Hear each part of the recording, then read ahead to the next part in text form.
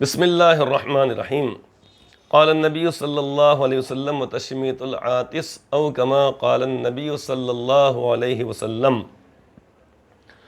ایک مسلمان کے دوسرے مسلمان پر جو حقوق بتلائے گئے ہیں تو انہی حقوق میں سے ایک حق اور بتلایا گیا ہے جس کی ادائیگی ہم نے بڑے استحضار کے ساتھ کرنا چاہیے۔ اللہ تبارک و تعالیٰ چاہتے ہیں کہ بندے ہر حال میں اللہ رب العزت کا شکر ادا کریں، اور اس کا آسان طریقہ یہ ہے کہ وہ جملہ زبان سے ادا کیا جائے جس میں اللہ تبارک و تعالیٰ کی حمد و ثنا ہو، یعنی الحمدللہ، تمام تعریفیں اللہ تبارک و تعالیٰ کے لیے ہیں۔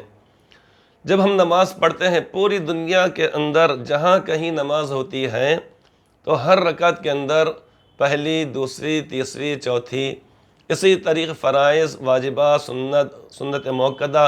غیر موقدہ، کسی بھی نماز کا یعنی آغاز یا اس کی ابتدا ہوتی ہے سورہ فاتحہ سے، اور سورہ فاتحہ کی ابتدا ہے الحمدللہ سے، الحمدللہ رب العالمین۔ احکامات یہ ہیں یا احادیث پاک اگر ہم جائزہ لیں تو تمام کے تمام دعاؤں کے اندر اکثر و بیشتر ہم کو 95% ہم کو دعائیں وہ ملیں گی جس میں ابتدا ہوتی ہے الحمدللہ سے۔ مثال کے طور پر جب ہم نیند سے بیدار ہوتے ہیں تو الحمدللہ الذی احیانا بعدما اماتنا والیہ النشور، تمام تعریفیں اس اللہ تعالیٰ کے لیے ہیں کہ جس نے ہم کو موت دینے کے بعد ایک نئی زندگی عطا فرمائی اور اسی کی طرف ہم کو جانا ہے۔ جب ہم کھانا کھاتے ہیں تو کھانا کھانے کے بعد الحمدللہ الذی اطعم وسقا وصوغہ وجعل لہ مخرجا، یہ دعا پڑھی جاتی ہے۔ اسی طریقے سے رفع حاجت کے بعد جب آتے ہیں تو وہاں پر بھی غفرانک، کہ یا اللہ ہم سے کچھ بھول ہو گئی ہے، ہم اتنی دیر تک آپ کے ذکر سے ہم محروم رہے ہیں، یا اللہ آپ معاف فرما دیجئے۔ آگے یہ کہ الحمدللہ الذی اذہب عنی الاذی وعافانی، تمام تعریفیں اس اللہ تعالیٰ کے لیے ہیں جس نے مجھ سے تکلیف دہ چیز کو دور کر دیا اور مجھ کو سکون بخشا۔ غرض ہم دیکھیں گے 95% دعاؤں میں ابتدا جو ہوتی ہے وہ الحمدللہ سے ہوتی ہے۔ تو اسی طریقے سے انسان پر بعض حالتیں ایسی آتی ہیں جو اس کے لیے ایک بعض مرتبہ مشکلات کا یعنی ذریعہ بن جاتی ہیں، جیسے کہ یہی اگر خدا نخواستہ اگر طہارت اور قضاء حاجت کے لیے ہم جائیں اور اس میں اگر فراغت اگر نہ ہو تو انسان کی موت واقع ہو جا سکتی ہے، اس لیے کہ جو چیز زائد از ضرورت تھی اس کا اخراج جسم انسانی سے یعنی لازمی اور ضروری ہے، لیکن اگر وہ چیز وہ شے اگر وہیں پہ اگر رک جائے تو انسان کی موت واقع ہو جاتی ہے۔ تو اسی طریقے سے ایک وہ چیز جس کو چھینک کہا جاتا ہے، ایک تو ہوتی ہے کھانسی ہونا انسان کو، ایک ہوتی ہے چھینک کا آنا۔ جب چھینک آ جائے تو اس موقع پر بھی اللہ تعالیٰ چاہتے ہیں کہ میرا بندہ میری حمد و ثنا کرے، لہٰذا حکم یہ دیا گیا ہے کہ جس شخص کو چھینک آئے اس کے بعد وہ شخص یہ کہے الحمدللہ، یعنی تمام تعریفیں اللہ تبارک و تعالیٰ کے لیے ہیں۔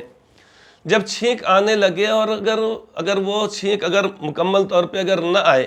یا اسی طریقے سے اگر رکاوٹ ہونے لگے، دشواری ہونے لگے تو انسان بے چین ہو جاتا ہے۔ اس دوران اگر اس کو اچھی سے اچھی چیز اگر کھانے کے لیے، اچھا سا اچھا مشروب اگر اس کو پینے کے لیے اگر دیا جائے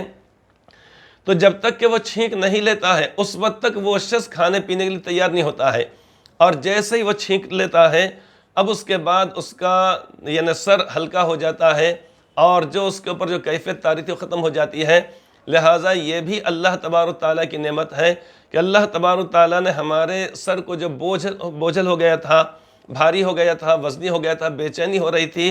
اللہ تعالیٰ نے سکون عطا فرمایا، لہٰذا اب اس شخص کو چاہیے کہ الحمدللہ کہے۔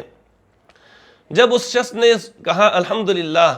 اب اس کے بعد نزدیک جتنے بھی لوگ ہیں ان تمام کے اوپر یہ 5واں حق انسان کے اوپر لازم ہوتا ہے،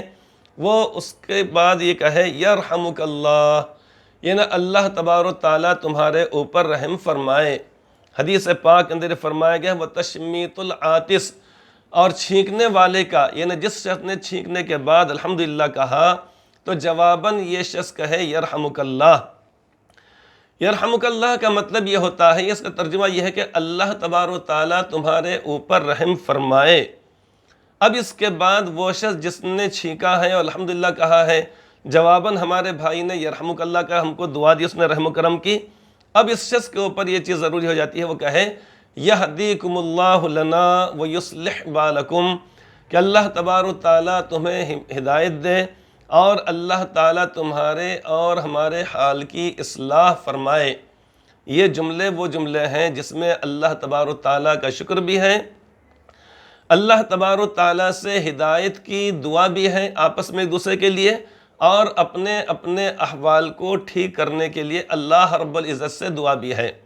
حضرت امام احمد ابن حنبل علیہ الرحمہ، جن کا دنیا کے اندر ایک مسلک رائج ہے، بہت بڑی تعداد آپ کے متبعین کی ہے، اللہ تبارک و تعالیٰ کے بہت بڑے برگزیدہ بندے گزرے ہیں، اور جن کو بڑی آزمائشوں سے بھی گزارا گیا ہے، جس کے بارے میں اہل علم حضرات بطور خاص جانتے ہیں۔ ان کے بارے میں آتا ہے کہ جب ان کا انتقال ہوا تو متعدد لوگوں نے ان کو خواب میں دیکھا، اور اس کے بعد ان سے پوچھا کہ اللہ تعالیٰ نے آپ کے ساتھ کیا معاملہ فرمایا؟ اللہ تعالیٰ کے پاس تو یہ ہے کہ بندے کی کسی بھی ادا پر جو اللہ تعالیٰ کے لیے کی جائے اللہ تعالیٰ بخش دیتے ہیں۔ تو انہوں نے کہا کہ اللہ تبارک و تعالیٰ نے میری مغفرت فرما دی، اور بھی متعدد واقعات ہیں ان کے مغفرت کے تعلق سے جن لوگوں نے اس زمانے میں بزرگان دین نے دیکھا تھا۔ تو انہی میں سے ایک واقعہ بھی یہ ہے کہ انہوں نے فرمایا کہ اللہ رب العزت نے میری مغفرت فرما دی۔ انہوں نے پوچھا خواب دیکھنے والوں نے کہ اللہ تعالیٰ کو آپ کا کون سا عمل پسند آیا؟